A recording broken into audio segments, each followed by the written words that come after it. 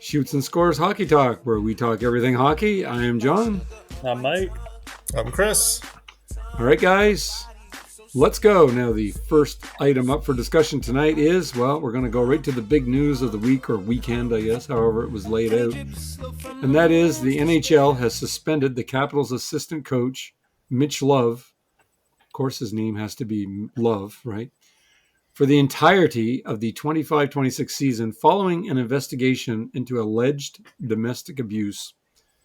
In a month's time, the NHL determined that Love was guilty, and he was fired immediately, or detrimental to, what was it you said, Mike? Detrimental to the league operations? Conduct detrimental to the league is what they Conduct detrimental to the officially league. said. So he was fired immediately. Now, guys, what do you think of all this? Did the NHL do enough here? Did they go too far? What do you think? I know it's a touchy subject, but I think we should talk about this. Mike, what do you think?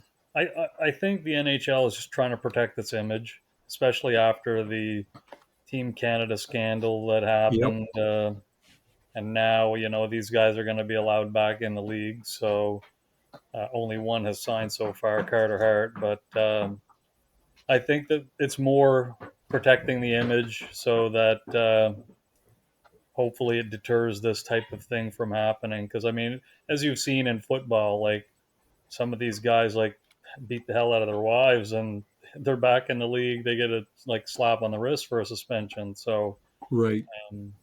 like Ray Rice or whatnot. But without getting too much into that, I think the NHL wants to deter this type of behavior. Fair enough. Chris, you have anything to add to that? So just to clarify, he's being he's terminated just for the year. Is there a time frame, He was or is he out of the league? he was suspended for the year, and It's then the suspended for Capitals the year. terminated him. So Yeah. And the So he was Capitals suspended terminated for him. the year and the Capitals toasted him. Okay, You're right. That's but correct. it seems like it's very similar then to the Canada Five, where they kind of got suspended, and all the teams cut all their players, right, and released them. So Right. this kind of follows the same guideline. So as long as they weren't going from a different playbook, or outright getting rid of him, because again, he hasn't been in a court of law. I'm not aware. Is there pending charges? Is there charges? I'm not even sure. And When I read the article, it didn't say anything about that, but that doesn't mean anything so, either. well, for now, for him, he almost needs to go to a court of law and prove himself innocent, right? He now has to push this along, or he's never going to be able to be a coach in the NHL. So, That's right. but and yeah, similar to this, like well, not similar to this particular thing, but when Chicago had that issue back in 15 years ago, roughly, with some of their players and the video coach or the athletic coach or whatever it was, mhm. Right. and Quenneville, he was out of the league for such a long time too after that. So, True. um, Yeah, so they fired him immediately, right?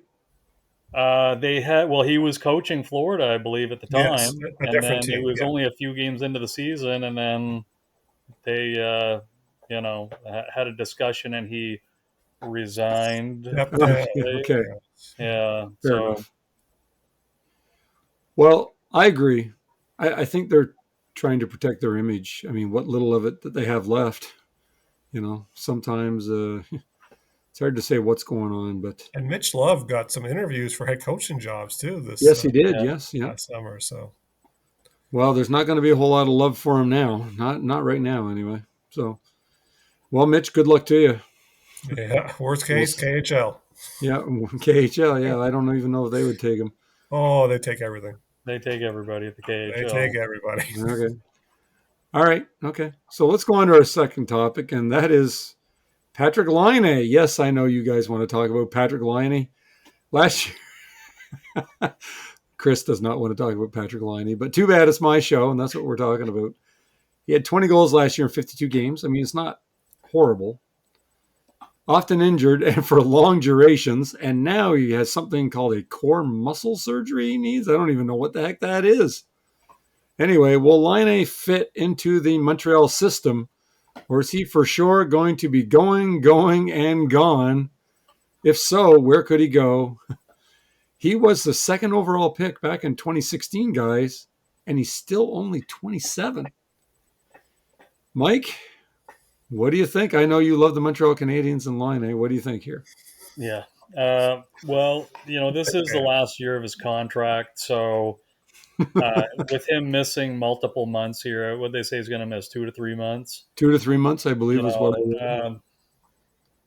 It's tough for him to build any value because he wasn't playing well up to this point, anyways. No, he had no goals, I believe. At one point, I think in 7 games or whatever it was he played. Yep. So, he doesn't have a lot of value. So Montreal might just use him up to the end of the contract, whereas they should be in contention for a playoff spot. So no other team is going to give them anything of value. They'll get a late draft pick for him if they were to try to trade him.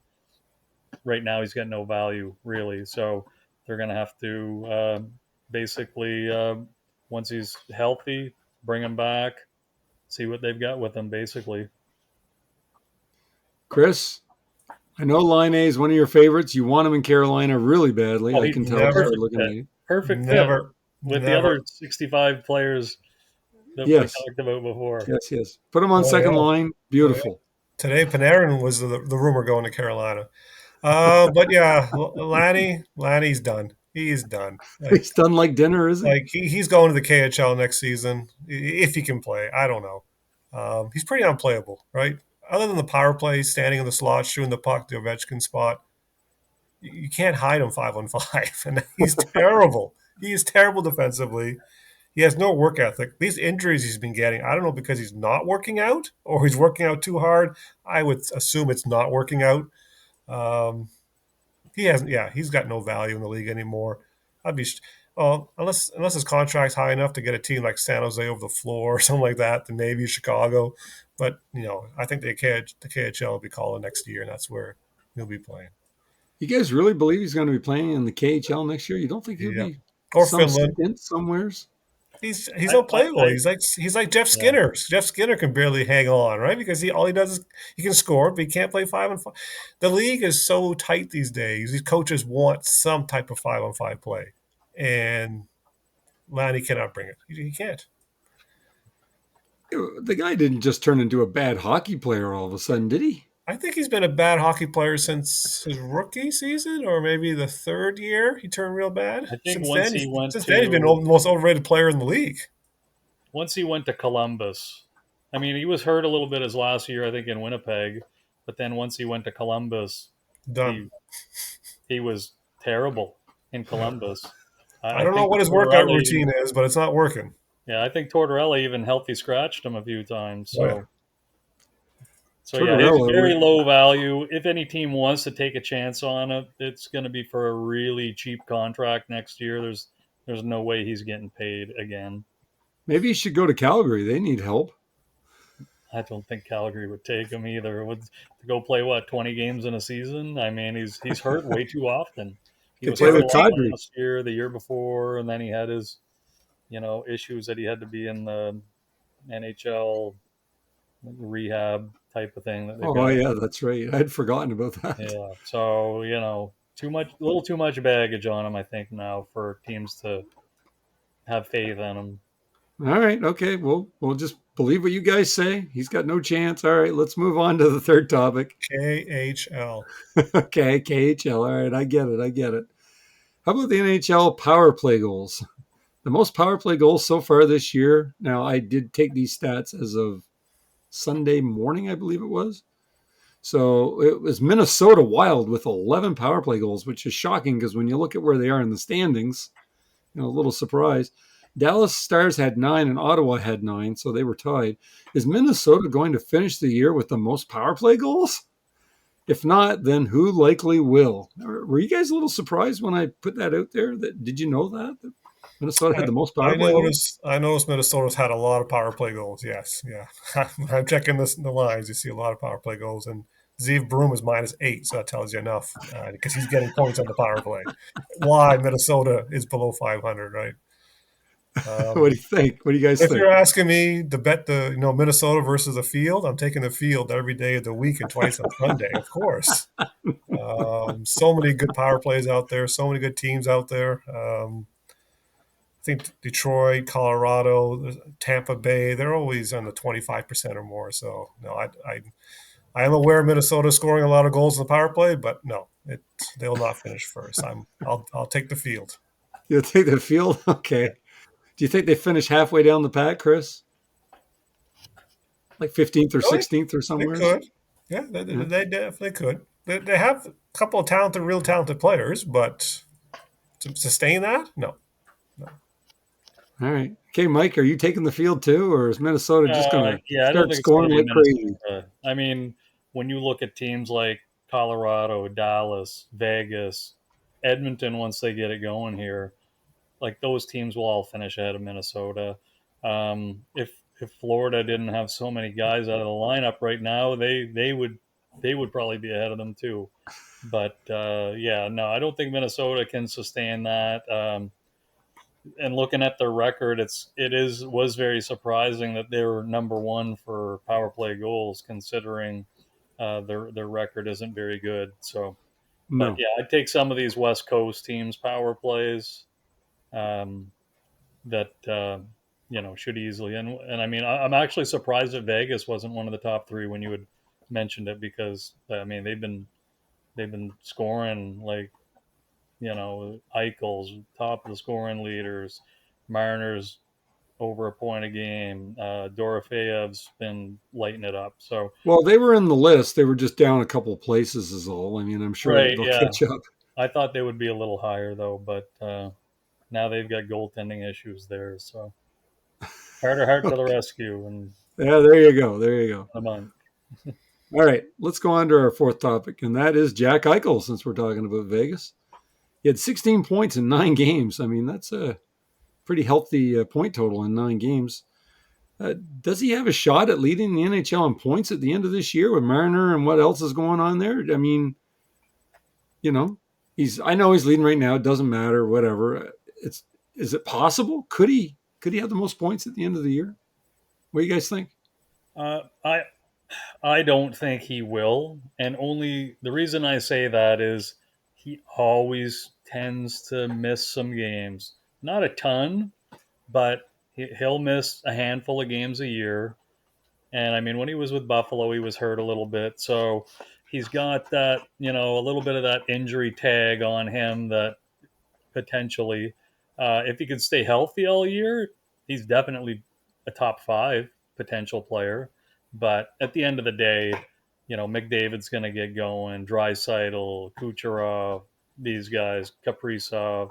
So, I think he's definitely in the mix. I'd say top 10 without a doubt, but a shot at top five is definitely in the cards.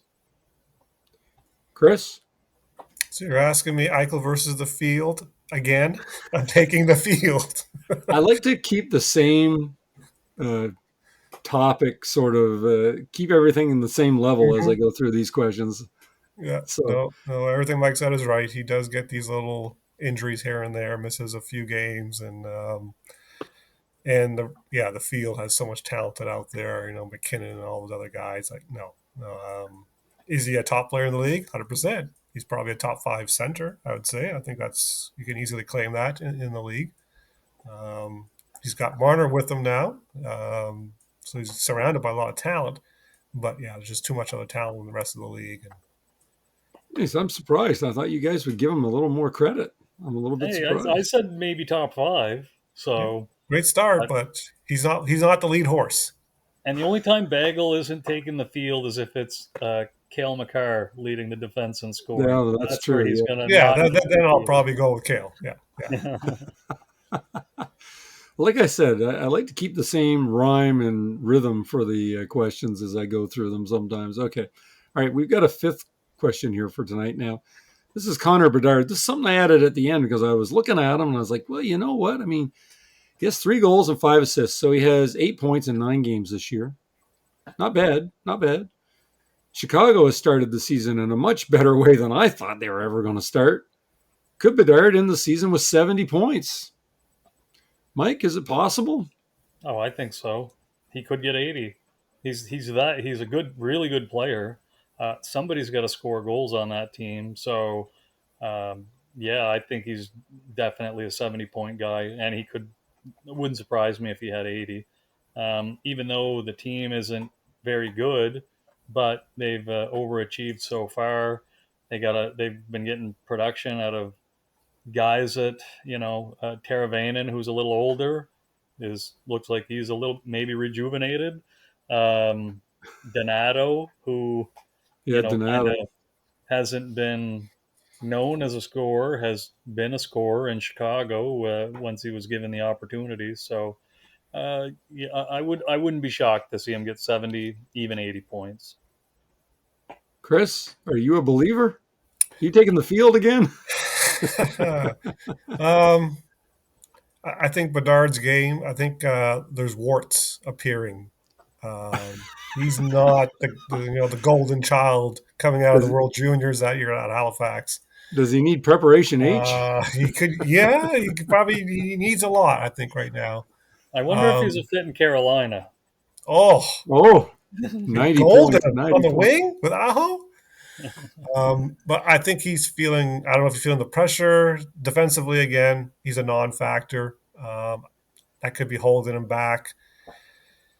Well, I think they If just he don't doesn't want him get to play defense.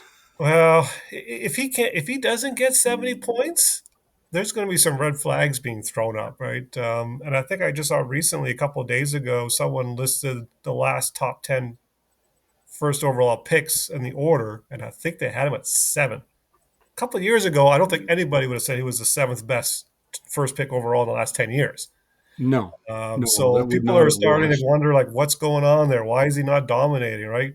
Frank Nazar looks better than him, right? And so, yeah, if he doesn't get 70 points, there's going to be some questions happening in Chicago. And this is his 3rd year, right? So he's due for an extension. Like, what does Chicago do?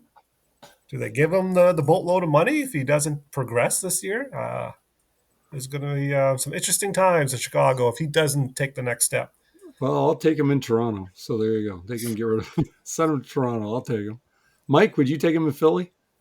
Oh, I would trade the whole roster I pretty think much. Jets going. I think Jets going for Bedard. All right. Okay. Yeah, yeah. All right. Well, that was And something Cam York will be a throw in, just a little sweetener, a little sweetener. sometimes you need that little No sweetener there just to sweetener keep on things that. honest. All right. Well, let's go on to our hockey profit segment where you two are the hockey profits. And that's what I say. And it's my show. So there you go. That's how it goes. Are you guys ready for the hockey profit segment? Yep. Now, some of these questions are a little bit longer. So we're going to start out with an easy one, though. Chris, Saturday, the Hurricanes lost to the Dallas Stars 3-2. What part of the Hurricanes game needs to be worked on the most? Not getting injured. They had 3 rookie defensemen in the lineup, and they lost 2 forwards. So they're down 5 starters.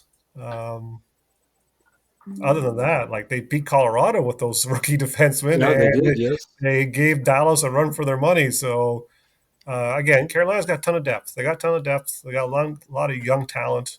Um, they're going to be a good team for a long time.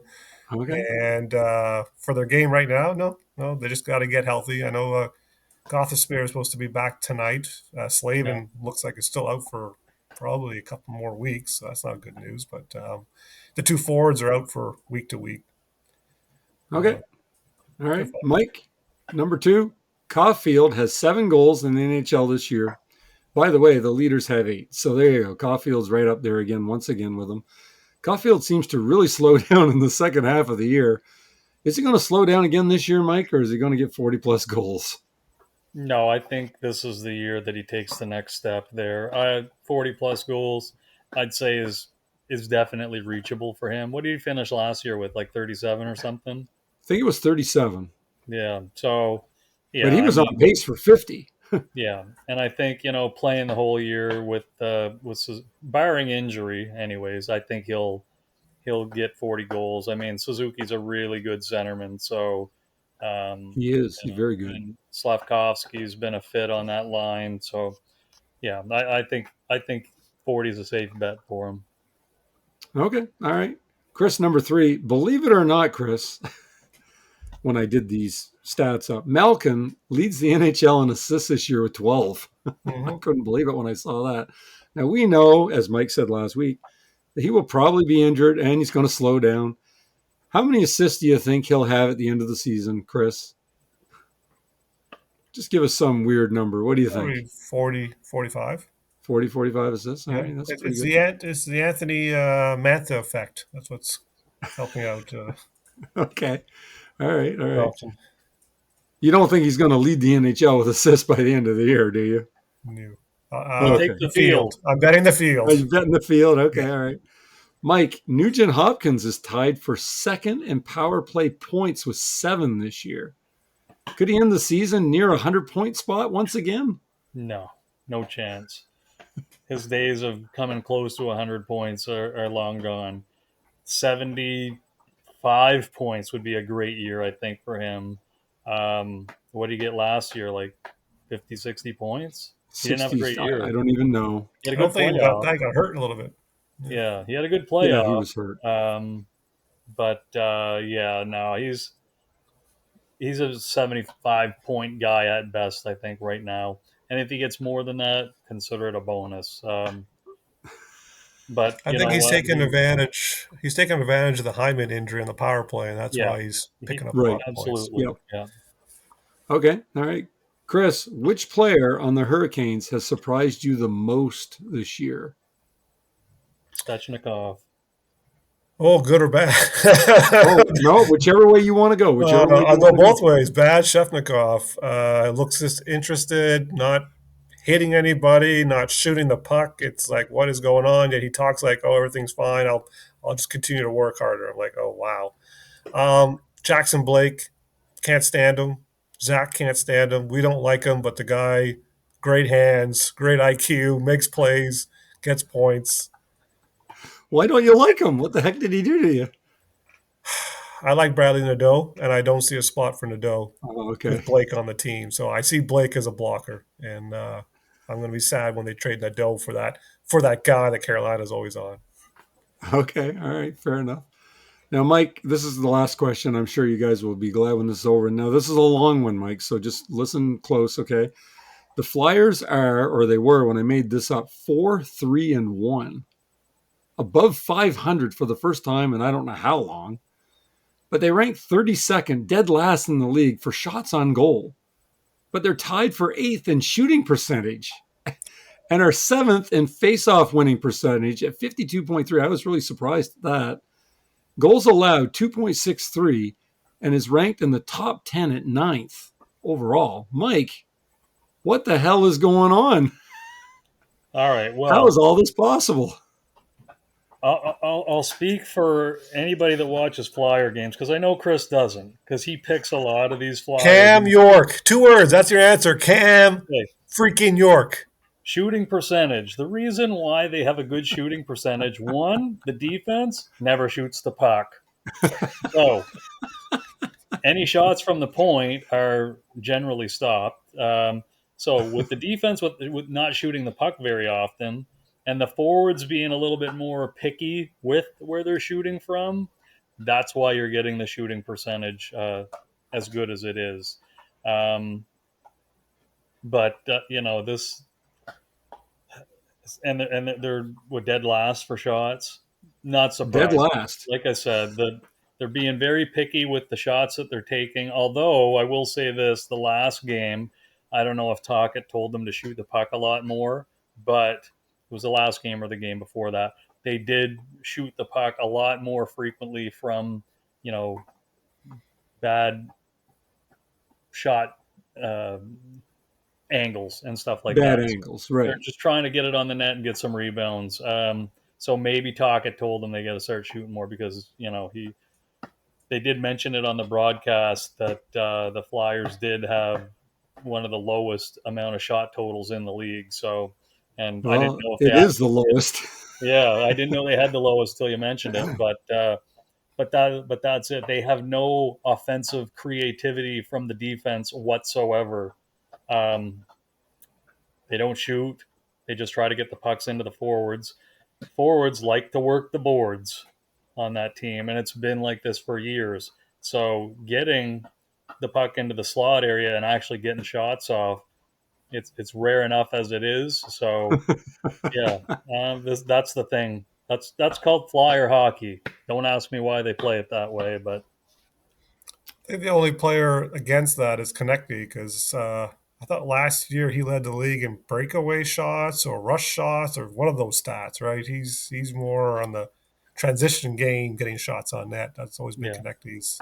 And Mitchkov will shoot, but the issue that like Mitchkov's ice time is down a little bit this year because the teams had a lot of penalty trouble, and he doesn't play the penalty kill. So, and the Flyers haven't had as many power plays compared to the penalties they've taken. So, Right. I actually saw that their penalties was way, way up, yeah, but their goals against while killing the penalty was low. surprisingly, yeah, I will say Vladar has looked really good, and I'm very surprised because I wasn't expecting much. But he's actually looked pretty good. I've watched the games he started. I haven't really watched the ones that Erson started, so I can't really say. But Vladar's looked pretty good. But the defense, oh man, if you watch a Philadelphia power play, like these guys are turnover machines. Like Drysdale cannot control the puck, and when he does, he's putting it right on the stick of the other team. He's horrendous. How they gave up Cutter Gauthier and took him back. It's Daniel Briere, genius. In his own mind. Drysdale Keith will be out of Jones. Philly, but they'll foolishly give him a big contract, very foolishly. They'll replace him with Keith Jones. It'll be the same stuff. But Yeah, and Drysdale's terrible. I was surprised by the 2.63 goals against average. Yeah, like I was said, surprised. Vladar's played well, and he's played the majority of the games. So All right. Well, I was surprised that they were even above 500. I know it's early, right? Anything's it's possible. an early bonus, yes. So hopefully it All right. continues next week because I'll be in Montreal to see the game. So let's There just you hope go. we win that one. Yeah, you'll probably never hear the end of it because It Chris is doesn't matter. You're watching your two favorite teams, so you win no That's matter true, what. yeah. You win no matter what. That's You right. win no matter what. So, is there anything else you guys wanted to add to tonight's discussion before we go? Well, did we not want to talk about how good Washington's playing? I thought Sure. Chris would bring that up. I wanted to say it sounded like, Flyers the new Washington this year, over expectations, high shooting percentage, no shots on goal. It feels like, this year's Capitals starting up here. Yeah, Alexi Protas is still shooting over 20%. So I know Jay Fresh was kind of making He's fun that of that, good. saying maybe he is him, right? I'm like, oh, Maybe. boy. Hey, Jay Fresh knows his stats. I have to admit, I check him out every once in a while. He knows what he's talking about. Unless Protas is the next superstar, it's coming down to earth here eventually. He's going to be the next Connor McDavid, is he? Well, I don't know. He shoots 20%. We'll see how Washington actually does now that Dylan Strome's hurt. I don't know. How long is that? Is that just they said day to day, so they haven't really given any detail. But without him, it probably gets quite messy, doesn't it? Oh, Connor McMichael's number one center, so yeah, it's messy. And McMichael struggled this year. He had a good year last year, 57 points, but this year he's only got 3 points in like 8 games or whatever it is. So. And does Ovechkin only have 1 goal? Is that right? Or is it 2? 2? 2? I think it might be 2. I know he's 1 away from 900. He scored 1 in the last game or 2 that he. So oh, he did. Okay. I think he's got 2, but he's going to get 900, and guess where he's going to go? KHL. KHL. See, there's a rhythm to this thing, right? Well, I was going to say Carolina, but I mean, Carolina already got 65 players on the roster. Yeah, well, yeah. The Panarin rumor was put out there by Cirelli, whatever his name is. Cirelli, yeah. Yeah, he put that out there. Everyone's like, nope. Do you want him though? No, do you want Panarin's not him. No, I can't see it.